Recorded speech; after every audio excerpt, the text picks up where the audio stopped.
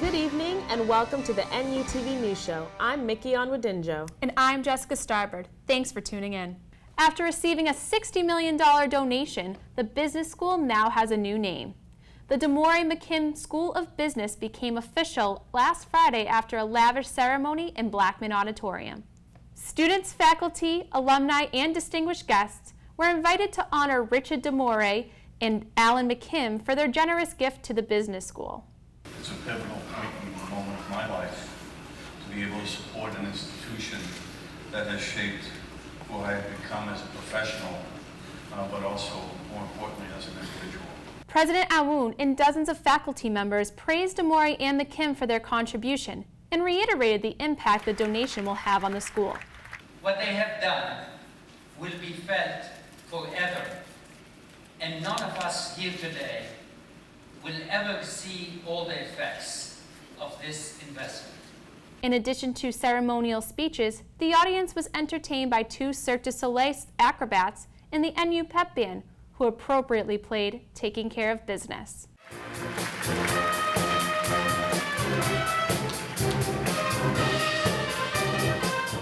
Moines and McKim were granted keys to the university so they could visit the college whenever they wanted to. So don't be surprised if you see them in your classroom soon. After months of anticipation, Apple fans can finally get their iPhone 5.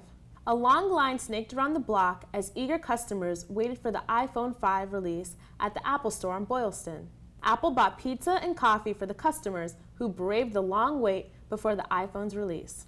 A few people at the front of the line were sporting orange hoodies from Gazelle, a consumer electronics trade-ins company, for a promotion that would give them free iPhone 5s in return. The new iPhone 5 is taller, slimmer, faster, and has a larger screen. But this one in particular, the model's different, it's thinner, it's lighter, the processor is much faster, the internet, iCloud, Siri. I didn't have a 4S, so Siri is going to be a good tool for me to use this time. Both customers and employees were thrilled when it was finally time to open the doors and release the new phone. I'm not going to let you in unless you get louder.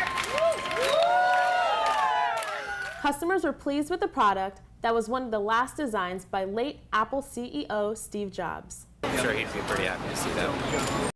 Even after his death, the legacy of Steve Jobs remains in the hearts and wallets of faithful iPhone customers. Over 1,000 students from around the country came to Northeastern for this year's Millennium Campus Conference. The event unites student organizations working to achieve the United Nations Millennium Development Goals. The 8 Millennium Goals aim to help social issues like ending extreme poverty and halting the spread of AIDS by the year 2015. Students showcased their works at an innovation expo, attended workshops on topics like using social media in building sustainable projects, and listened to panel discussions from leaders from around the industry. Next time you go home, click the drop-down menu of all the countries that you can connect to on Skype. It's incredible. To learn more about the Millennium Campus Network and how to get involved, visit mcnpartners.org. Students returned to Northeastern this fall to many renovations on campus. The Curry Student Center has new places to dine like Sweet Tomatoes, Kigo Kitchen, and Popeyes. All establishments take Husky dollars. There is a new digital media commons on the second floor of Snell Library filled with cutting-edge digital technology.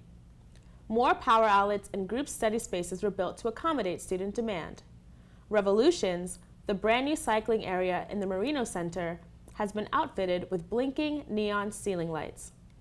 University officials declined to report cost estimates for all the renovations, saying it's against school policy to reveal the information. Football fans finally have something to cheer about. The NFL referee lockout has ended. 3 weeks into the regular season, the NFL and its officials have reached an 8-year deal that will put the regular referees back on the field. The lockout was a result of pension disputes between the league and its officials. The replacement referees who officiated games for the first 3 weeks of the season have caused major controversy throughout the league. Their most poignant error came during their last week of officiating after a blown call in the final drive of a game between the Green Bay Packers and the Seattle Seahawks. Although fans, players, and coaches are happy to have the regular officials back, The replacements will go down in history for bringing about the phrase touchception. Last Sunday marked the one-year anniversary of Occupy Boston. My co-anchor Miki took to the streets to see how they commemorated the occasion. Ever since the 99% flooded Dewey Square last fall, their efforts to fight for change still remains on the sidelines and behind the scenes. Today marks the one-year anniversary of Occupy Boston.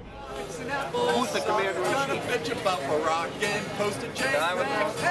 Hot dogs and that world sauce and The president, the office of the Oval Office. I've been going to a couple of events and stuff. I have this guitar right here, and you know, sort of like to sing songs for everybody involved. You know, whether it be the people occupying, cops especially.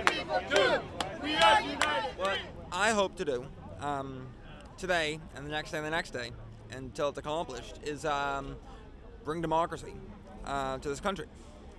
And if we have true democracy in this country, we'll have actual freedom in this country. So this is an incredible thing to let people know that we're still here, that Occupy is still a force, that it wasn't about the tents. It's sort of like a major theme, you know, that the issues that got people out, the lack of jobs, the student debt, you see the debt balloons.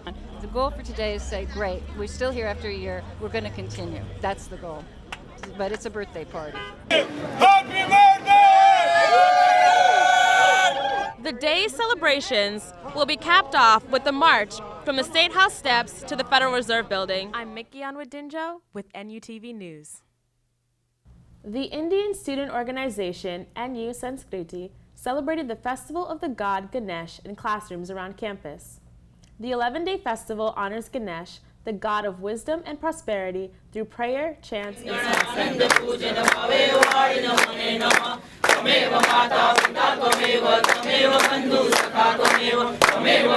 People can typically recognize Ganesh by his half-elephant, half-man appearance. The NU Sanskriti organization hosts this event as well as many other Hindu holidays throughout the school year. To learn more, visit sanskriti.neu.edu. That's all we have for this edition of the NUTV News Show. I'm Miki Onwudinjo. And I'm Jessica Starbard. Thanks for watching.